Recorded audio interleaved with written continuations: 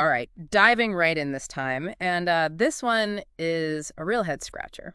Oh yeah, definitely a tough one. The Lady of the Dunes case. Lots of material you sent over. A ton. Really a rabbit hole. So many twists and turns and dead ends. It is decades this murder has stumped investigators, right?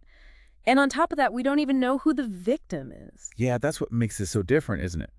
It's not just about finding the killer, but giving this woman her name back, her life back, in a way. Absolutely. So where do we even begin with a case like this? I mean, it's been cold for so long. What's the holdup? Why haven't we gotten any closer to solving it? Well, I think that's what we're going to try to figure out, right? As we go through this, the details, they're intertwined, the victim's identity and the killer's motive. Okay, so let's try to break it down then. Let's start with the basics. We're talking July 26, 1974, Provincetown, Massachusetts. Beautiful summer day on the Cape. Picture perfect, right up until it wasn't. That's when a young woman's body is found in the dunes. Partially covered, head resting on a blue bandana. Not exactly what you'd expect to stumble upon in a vacation paradise. No, not at all. And that contrast right from the start, that's what gets you. The setting versus the scene. Exactly. You have this idyllic place, and then this brutal act. The woman's throat was slit. Jeez. But there's another layer, too. What's that? Her body was carefully positioned. Staged, almost. Yeah, like the killer wanted her to be found, but maybe not identified right away. Like a message, but a really cryptic one. And it worked, at least for a while, because investigators hit a wall immediately. No ID, no purse, nothing. No missing persons report that matched either, and then the decomposition of the body, that made things even harder. Right, it's like trying to solve a puzzle with half the pieces missing. More than half, maybe, and that's what I think really fueled the speculation, the lack of answers. So the rumors start flying. Exactly, and some of them, well, let's just say they got pretty wild. Like the whole Jaws connection? Yeah, that was a popular one. I mean, it kind of makes sense, right? The movie was being filmed nearby. Sure, and people started thinking, oh, maybe she was an extra. Maybe something happened on set. It seems like every time a big case like this pops up, pop culture somehow gets mixed in. It's like we try to fit the pieces where they don't belong. We want answers so bad we'll grab at anything. Exactly, and that leads to some, well, less than credible theories. Like the one about her looking like an actress from the movie? Oh, right, that one. Which, of course, went nowhere. Totally debunked, but it shows you how much attention this case got. Even the flimsiest connections were getting scrutinized. And then there were the darker theories. Okay, like what? Well, some people thought she might have been involved with organized crime. Whoa, hold on. You're talking mob connections. Some people thought so. I mean, the brutality, the lack of a clear motive, Yeah. it made people think maybe she knew something she shouldn't have. The New England mob, that's serious stuff. Right, and there were whispers about the Patriarca family, but whispers were all they were. No real evidence ever came up to connect her to the mob. So another dead end. Another one, yeah, it's frustrating, isn't it? You think you're onto something, and then it just fizzles out.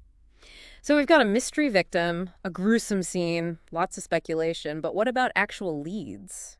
Anything concrete that investigators could work with? There was one Okay, tell me more. woman named Ruth Marie Terry, disappeared around the same time as the murder. And She kind of matched the description of the Lady of the Dunes. so they thought they had her. For a while, yeah, it seemed like they finally had a name, a story to tell. Case closed. And so, not quite. In 2022, DNA testing ruled her out completely. Oh, wow. What a letdown. Huge blow to the investigation. And it really showed how, even with all the technology we have today, some cases just stay cold. Like hitting a brick wall just when you thought you were breaking through. Exactly. It's a tough case, no doubt. But there had to be something else, right? Something they could follow up on. Well, there is one detail, a really chilling one. Okay, I'm listening. Remember we talked about the brutality? Yeah. It wasn't just the murder itself. There was something else. What do you mean? The victim's teeth, they were filed down to points. Wait, what? Not just a little bit either. They were intentionally shaped, sharp. That's disturbing. It changes things, right? It's not just a random act of violence anymore. It feels almost ritualistic, like something out of a horror movie. And that's why this detail is so important. It suggests premeditation, a motive beyond just a simple crime of passion. This was personal. It had to be. So the question becomes, who would do such a thing?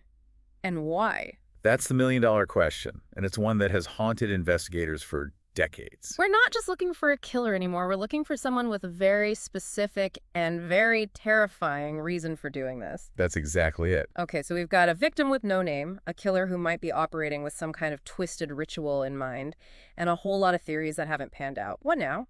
Where do we go from here? Well, that's what we're going to dig into next. We'll look at some of the main theories about the killer, and you'll see just how many different directions this investigation has gone in. And how, despite all that, the Lady of the Dunes case still remains one of the most baffling unsolved mysteries out there. Absolutely. Let's get into it then. All right, so motive, that's what we're really trying to figure out here, right? It's not just who killed the Lady of the Dunes, but why. Why go to such lengths? It's hard not to think about that, Yeah. especially with that detail about the teeth. I mean, It's it chilling. makes you wonder, are we dealing with someone who's done this before? Someone who gets, I don't know, a thrill out of this kind of violence? And whenever you start talking about that kind of ritualistic behavior, there's always one name that comes up, right? Ted Bundy, of course. Had to be in the conversation. Right. He was active in the 70s. His crimes were brutal, and he definitely had um, that darkness about him. But wasn't Bundy more of a West Coast guy? Did he ever operate in the Northeast? Most of his confirmed crimes were out west, yeah, and in Florida. But there's always been speculation about other victims. So they haven't completely ruled him out. Not definitively, no. I mean, he traveled a lot, so it's possible. But it's more of a he could have been there kind of thing. Not any hard evidence connecting him to the Lady of the Dunes. Exactly. No DNA, no eyewitnesses, nothing solid. But still, people can't help but make the connection. Especially with a case like this, so many unknowns, it's easy to start filling in the blanks. And I guess that speculation, it can have a real impact, not just on the investigation, but on the community, too. Oh, absolutely. I mean, think about it. Provincetown, this beautiful vacation spot, but now there's this shadow hanging over it. A reminder that something terrible happened there. Yeah, and that can change how people feel about the place, you know. Makes you think twice about walking alone at night. It plays into our deepest fears, right? The idea that even in paradise, bad things can happen. And when a case goes unsolved, that fear just lingers, It becomes part of the story of the town. like a wound that never heals. Exactly, and I think that's where the psychological impact of unsolved mysteries really comes in. It's not just the fear, it's the not knowing, the lack of closure. It's got to be tough for the families of victims, especially when they don't even know who the victim is. It's like they're stuck in this horrible limbo, unable to grieve, always wondering. Their personal tragedy becomes this public obsession. It's a heavy burden to carry. And it's not just the families, it's the whole community that's affected, right? Of course, unsolved mysteries, they can breed paranoia, distrust.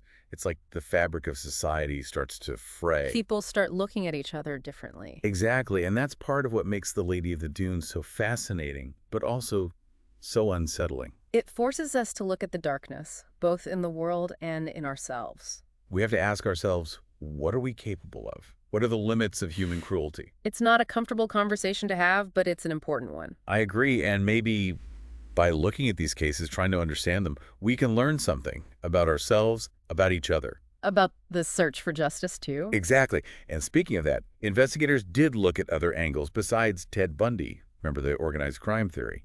Yeah, I was just thinking about that. Did anything ever come of it? Well, as we said, the brutality, the lack of a clear motive, it made some people think of the mob. It was the 70s. Organized crime was a big deal back then. It was. And they weren't known for their subtlety. Maybe she saw something she shouldn't have, got mixed up with the wrong people. That was the idea.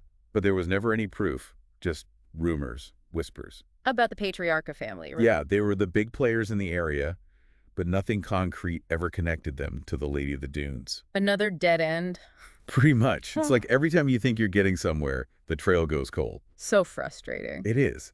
But investigators didn't give up. They kept looking for anything that could break the case open. And they did try some new approaches, right? Like that forensic genealogy stuff I was reading about. Oh, yeah, that's a fascinating tool. Relatively new in the world of criminal justice. They use DNA to trace family connections, even if those relatives haven't submitted their own DNA. Exactly. It's like detective work on a genetic level, and it's been really helpful in solving some cold cases. So did they find anything for the Lady of the Dunes? Well, they got a possible family connection. It led them to look into a woman named, and this is interesting, Ruth Marie Terry. Wait, wasn't she already ruled out? Through direct DNA comparison, yes. But this was different. They weren't looking for an exact match. So what were they looking for? They were trying to build a family tree hoping to find a relative who could provide a DNA sample for a more conclusive test. Like a distant cousin or something. Exactly. But unfortunately, it didn't pan out. They found a potential relative, but the DNA didn't match. Oh man, another dead end. Another one, yeah. But it just shows how much effort has gone into this case, how determined people are to find answers. It's like a puzzle that everyone wants to solve. And that's what we're going to talk about next, why this case, even after all this time, still has such a hold on us, why we're still trying to figure out who the Lady of the Dunes was and what happened to her. You know, it's crazy to think after all this time she's still out there. It really is. Not just literally, her body's in a grave marked unidentified, but figuratively too. Right, like this unsolved puzzle everyone wants to solve. It's become more than just a case, hasn't it? It's almost like it represents something bigger. Yeah, I think so. Like our need to understand things, to find answers. You know, the world can feel so chaotic sometimes. Totally. We want to put names to things, faces to the unknown. We need that closure. And when we don't get it, well, the story just keeps getting told over and over again. And the Lady of the Dunes, her story has been told a lot. It has books, documentaries, even a movie recently. Everyone wants to be the one to figure it out, to finally give her back her name. And that's what's so interesting about these mysteries. They make us look not just at the facts, but at ourselves too, Why are we so drawn to these stories? I think it's part of being human, isn't it? The thrill of the unknown, the puzzle to be solved. But also maybe a little bit of fear too. Fear of what? Of the darkness, of the fact that these things can happen, even in the most beautiful places. It reminds us that bad things can happen anywhere, anytime. And it's even scarier when you don't know who the victim was, who the killer is. She becomes this faceless symbol, a ghost that haunts us. Exactly, and the fact that it happened in Provincetown, a place known for its beauty, its freedom. It makes it even more unsettling. Like a crack in the facade. Mm-hmm. A reminder that no place is truly safe. Thinking about this case, I can't imagine what it was like for people living in Provincetown back then. Must have been terrifying. Knowing a killer was out there and not knowing who it could be. That kind of fear, it changes a place, changes the people. I bet it changed Provincetown forever. I think you're right. Even if they solve the case, even if they find her name and catch the killer, the memory of what happened will always be there. A shadow that hangs over the town. And maybe that's the lesson we're supposed to take away, that even in the brightest places, there's darkness too. We can't pretend it doesn't exist. And that's why we keep coming back to these stories. They force us to confront that darkness, to acknowledge it. And maybe in doing so, we learn something about ourselves, about the world. About the fragility of life, about the search for justice. So listener name, what do you think? Does the Lady of the Dunes case leave you feeling more hopeful or more afraid? What theories do you find most compelling? And what do you think the future holds for this mystery? Will we ever know the truth? Keep those questions in mind and keep exploring, keep searching. Because the answers are out there somewhere waiting to be discovered. And who knows, maybe one of you listening will be the one to finally crack the code. Until next time, keep diving deep and stay curious.